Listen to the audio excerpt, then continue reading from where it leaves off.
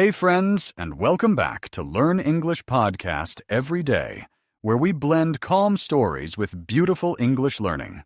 Today, we're walking through an empty train station where nothing moves but your thoughts. Or maybe we're lying quietly on a carpet in a house that once held soft music, fading light, and the steady, quiet voice of someone we loved. If you enjoy learning English through slow, immersive stories, don't forget to like, subscribe, or share the podcast, only if it feels right to you. Now get cozy, maybe light a candle or pour some tea, and let's begin. I was lying on the carpet, the kind with long threads that pressed gentle patterns into your skin if you stayed still long enough.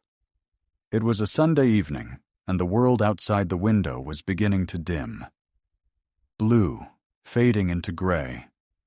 The sun slowly sinking behind the trees. The house wasn't noisy. It never was on Sundays. But there was sound. The sound of my father's radio. It was sitting on the table near the wall. An old wooden box with silver knobs and a single round speaker. It was always on during this time of day, between the end of dinner and the start of bedtime, and it was always playing something soft. On this night, the voices were low, speaking about music or memory or stories I didn't quite understand. And behind them, a song was playing. Something slow, something made of piano and breath. The radio was crackling slightly, as if the sound was traveling through clouds before arriving in our living room. I remember lying there, my cheek against the carpet, my arms stretched out in front of me, my legs bent slightly at the knee. I wasn't moving. I wasn't sleeping. I was just being. My father was nearby. He was sitting in his chair, the one with the faded cushion and the soft dip in the middle where he always sat. His legs were crossed. One foot bounced slowly to the rhythm of the music. The lamp beside him cast a circle of light on his newspaper. The pages rustled every few minutes as he turned them. Slowly, patiently, as if the news could wait. The room felt full, not of things, but of time, of warmth, of a kind of quiet that didn't ask for anything. I remember the soft hum of the radio as it shifted from music to voice again. A woman was speaking now. Her voice was smooth and steady, like honey in a cup of tea. She was talking about a musician, someone who had played a concert by the sea. I didn't care much about the story, but I liked the sound of it. The way it filled the space above me, the way it moved gently through the room, like smoke curling into corners. My father was still turning pages. The floor beneath me was warm from the sun that had touched it earlier, and the radio kept speaking. The radio was still playing. Not loud. Never loud. Just enough to fill the corners of the room, like soft light from a candle. The speaker crackled slightly as a new piece of music began. Something with slow horns and a brush of drums that sounded like rain on a window. I stayed on the floor, eyes half closed, my ear pressed against the carpet, one hand stretched towards the bookcase, but not touching it. The sounds weren't demanding my attention. They were simply there, gentle, floating past like a river with no destination. In the kitchen, someone was washing dishes. The clink of plates, the splash of water, the low murmur of a radio blending with the soft clatter of everyday life. It was a soundtrack I didn't think about much back then. I only knew that when I heard it, I felt calm. My father shifted in his chair. The paper rustled again. He adjusted his glasses and leaned forward slightly. The lamp beside him flickered for a moment and then returned to its steady glow. He wasn't speaking, but he didn't need to. There was a comfort in the way we both stayed quiet, in the way he let me be there without questions or conversation. The room held us in silence, and the silence held us in understanding. The music played on, a saxophone now, low and wandering, I imagined it moving through a city at night, past glowing windows and parked cars and people slow dancing in their kitchens. I wasn't thinking in sentences. I was thinking in pictures, in colors, in feelings. The room felt golden and gray at once. The carpet beneath me was still warm, and my hand slowly traced small shapes into it. Circles, then stars, then something like waves. I wasn't really drawing, just moving, just being. The radio crackled again, and the woman's voice returned. She said something about jazz, about how the sound of it is less about the notes and more about what happens in between. The pauses, the breath, the softness. I didn't fully understand her, but I agreed anyway, because I was learning, without trying, that not all music lives in the melody. Sometimes it lives in the space around it. My father leaned back. His chair creaked softly. He folded the newspaper and set it aside. Then he rested both hands on the arms of the chair and looked at me. He didn't smile, but his eyes softened. He didn't speak, but he didn't have to. I closed my eyes again, and the music kept playing. It was a Sunday evening, the kind where time moved slowly, like honey dripping from a spoon. The kind of evening that didn't ask for anything new. It only asked that we listen, and we did, together, without speaking. The radio was still humming softly. Now it was playing something older, something with strings and a slow rhythm, like a lullaby meant not for sleeping, but for remembering. The kind of music that fills the space between thoughts, between breaths. My father was leaning back in his chair again, his legs stretched out in front of him now, his slippers resting neatly on the worn patch of rug. The newspaper lay open across his lap, and he was reading slowly, tracing each column as if the words might disappear if he rushed. He wasn't in a hurry. No one was. That was what Sunday evenings were like in our house. I remember the way his lips would sometimes move slightly when he read something aloud in his mind, the way his brow furrowed at the headlines, the way he reached for his cup, always the same chipped mug, and took small, thoughtful sips without looking up. The light beside him was golden, turned low, so the shadows stretched softly toward the ceiling. I stayed on the carpet, my arms now folded beneath my head. I could hear his breathing, slow and steady. I could hear the clock ticking gently on the wall behind me. I could hear the world being quiet. Every now and then, he would clear his throat, just once, and shift the paper, folding one side down and turning the page with careful hands. The sound was familiar. A little rough, a little delicate. It was the sound of calm. Outside, the trees were still. The window was open just a crack, and a cool breeze was slipping in, brushing past the curtain and across my cheek. My father didn't speak. He rarely did during this hour, but his silence said something. It said, "You are welcome here." It said, "There is nothing you need to do." It said, "This moment is enough." I would sometimes look up at him, from the floor, and study the lines on his face. He wasn't young, but he wasn't old either. He was in between, like the evening, like the music. Sometimes I would wonder what he was thinking as he read. If the stories on the page brought back memories of his own, of his childhood, of his parents, of old radio shows that had played before I was born. Maybe they did, but I never asked, and he never offered. We shared the silence between us like people who didn't need to fill it. The music shifted again, something slower, even softer. The notes barely touched the air before fading. My father folded the newspaper in half. He reached down beside the chair, placed it on the floor, and sat back with a sigh. Not a tired sigh, a full one. The kind that says, "This moment is good." He looked toward the radio, not directly, just enough to show he was still listening. I looked too, and the room felt small in the best way. Not cramped, just close, just safe. The kind of room where love doesn't have to be spoken aloud. The kind of room where the sound of a radio and the rustle of a newspaper can mean everything. I was still lying on the floor, but now I had rolled slightly to one side, the carpet pressing gently against my cheek. My eyes were half closed, not from sleepiness, but from comfort. My arms curled beneath me, hands resting near my chest. The air in the room had shifted. It wasn't just music anymore. It was memory, and it was scent. The smell came softly at first, floating in from the kitchen like a warm breeze. Something rich, something roasting.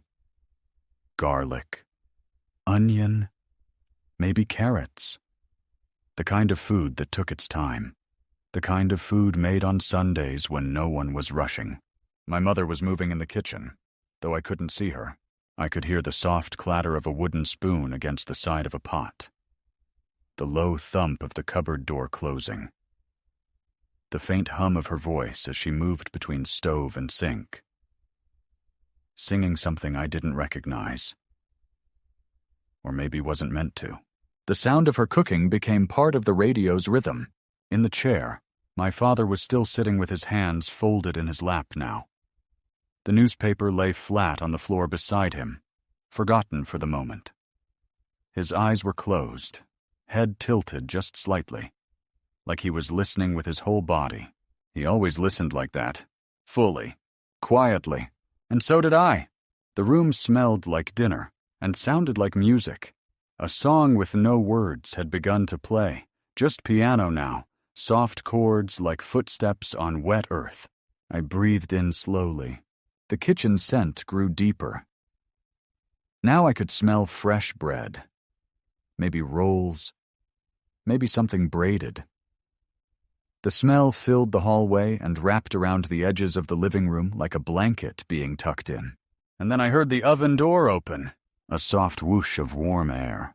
A pan being set on the counter, plates stacked, drawers opened, water running. Each sound held its own place in the room, like instruments in a quiet orchestra. I didn't want to move. I didn't want to break the moment.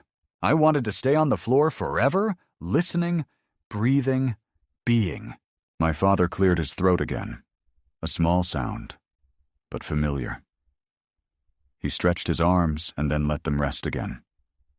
His eyes stayed closed. The smell of dinner made everything feel slower, softer, more complete. The kind of scent that tells you without words. You are home. And it wasn't just the food. It was the memory of it. It was the way my mother always hummed the same melody as she cooked, though she didn't know we heard it. It was the way my father always stayed silent during that hour, letting the music speak for him. It was the way I always found myself on the floor, not knowing why I loved it there so much until now. Everything was happening at once, but it didn't feel like too much. It felt like just enough. A Sunday evening, held together by bread in the oven, jazz on the radio, and the comfort of people doing what they always did. The scent in the air shifted again. Now something sweeter, maybe apples, maybe something with cinnamon. Dessert was coming soon. I smiled without opening my eyes. The floor felt warmer now. Or maybe I did. The music was still playing, and the house was still breathing, and nothing needed to be said. The air was thick with warmth now. From the oven, from the low afternoon sun, from the long quiet that only Sundays could hold. I hadn't spoken in over an hour. Neither had my father. Neither had my mother. Though she was still humming in the kitchen, just beneath her breath, just loud enough to notice, not loud enough to interrupt. But there was a conversation happening, not with words, not with eyes, but with presence. I rolled gently onto my back, arms folded behind my head, and stared at the ceiling.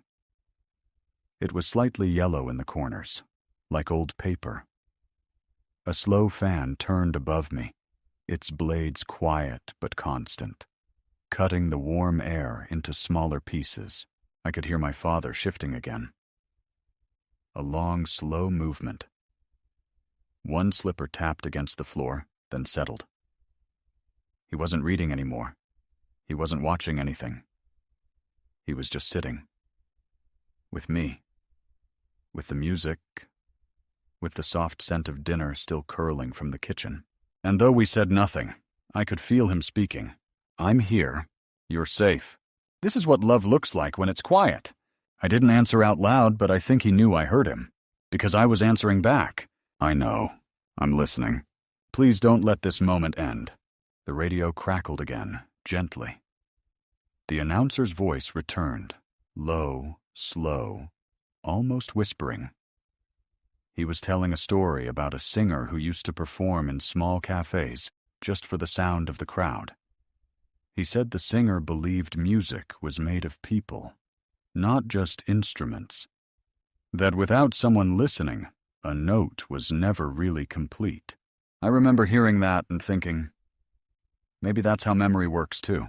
It's not just what happens, it's who's there to hold it. I was holding this one, and I knew, even then, I would carry it for years. We didn't need to speak. We never did during this hour. That was the rhythm of it. My mother humming, my father listening, the radio speaking softly for all of us. I sat up slowly, just enough to glance toward him. He didn't look over, but I didn't need him to. His hand moved gently, just once, to lift his mug again. He sipped, set it down. That was enough. That was our conversation. I stood carefully, my knees cracking slightly. I crossed the room and sat near his feet. Not at his side, not in front of him, just close enough to feel what he felt. The carpet was still warm beneath me, but the light had changed. It was lower now, more golden, more like evening. He looked down at me, and that was it. That look, that small, quiet nod, that was the sentence we spoke to each other year after year. In that same room, in that same silence. And sometimes, silence is the language that says the most.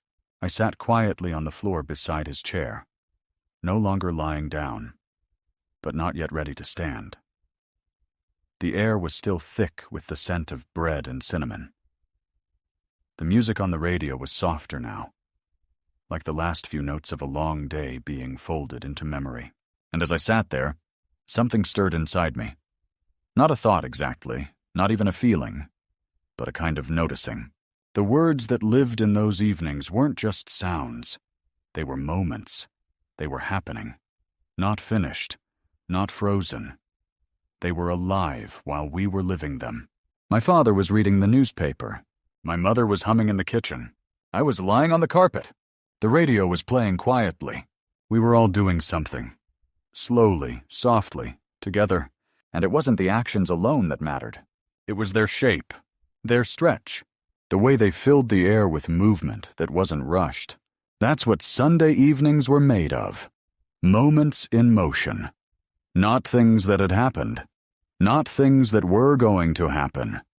But things that were happening. Right then.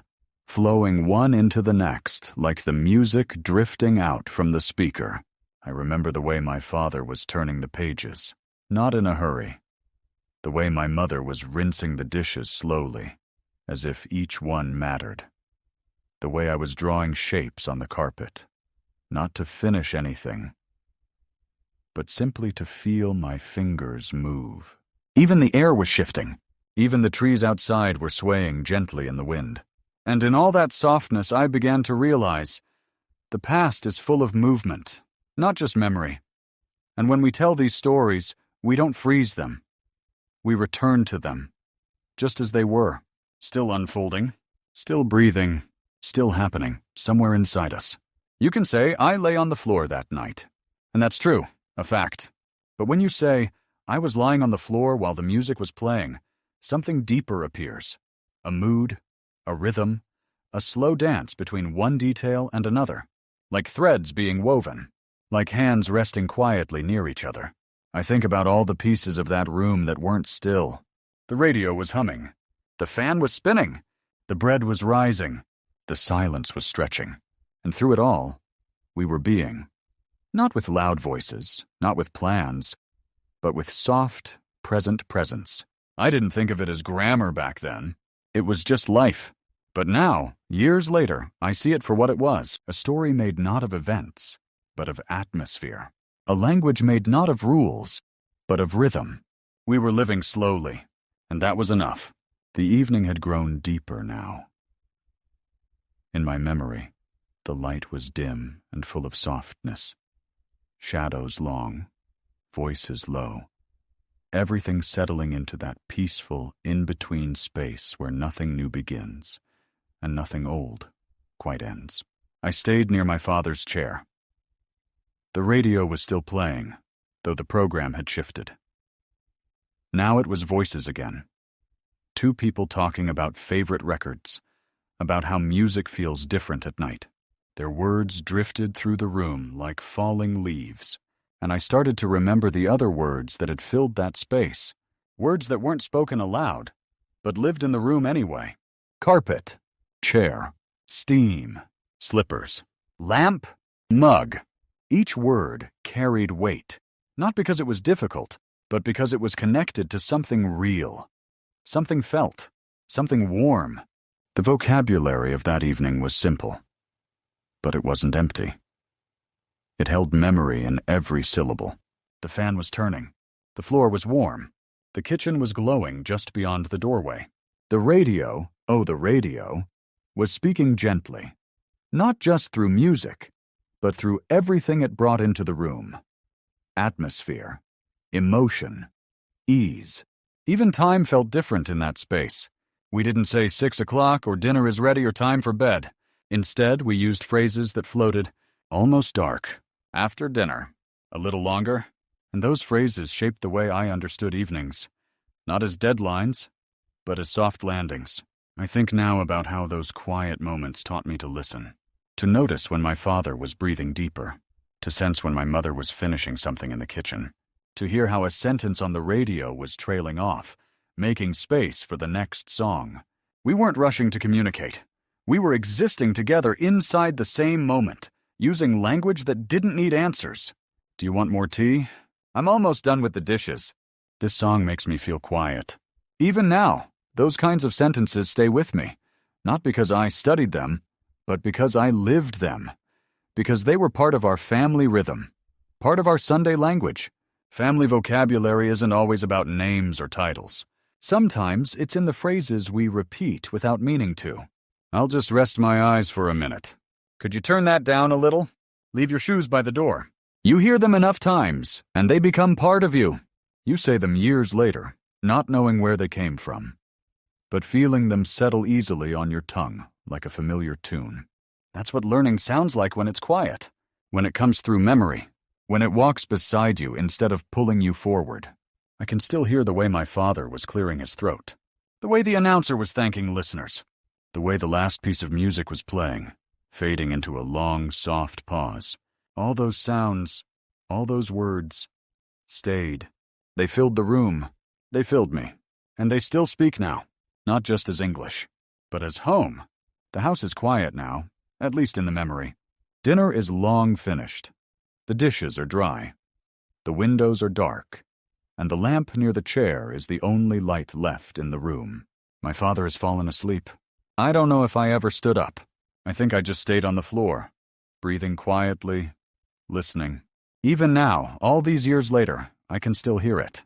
The rhythm of the fan, the hush of the music, the steady breath of someone you love, asleep beside you. The words that weren't said, but were understood anyway. And I remember the language from that night. Simple words, slow phrases, gentle grammar. My father was reading. My mother was humming.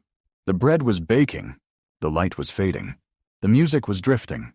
Each sentence held time, not frozen, but unfolding, ongoing, still alive in the memory. And the words that linger, they weren't complicated. They were soft. Radio, mug, chair, dinner, quiet, together.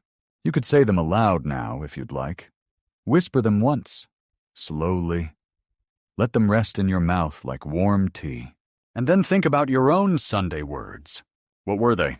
What did your kitchen smell like? What sounds filled your evenings? What voices told you that you were safe? And what are you still carrying? If you want, you can write a sentence, just one. Something true, Something small. Maybe. My mother was cooking something slow. The music was always playing when the light changed. No one was rushing, and that was enough. Write it in your notebook. Or whisper it to yourself before sleep. Let your language come not from rules, but from rhythm. Not from grammar, but from memory. And if you ever hear an old radio crackling again, whether it's in a real room or only in your mind, let it remind you. You were listening. You were learning. You were living the language even then. And maybe, somewhere out there, a radio is still playing a soft song on a quiet Sunday evening. If you enjoyed this story, I'd love if you followed or shared it with someone else who's learning English. It helps this gentle little podcast reach a wider audience. Until next time, keep listening, keep remembering, and keep resting in your language, just like that quiet room.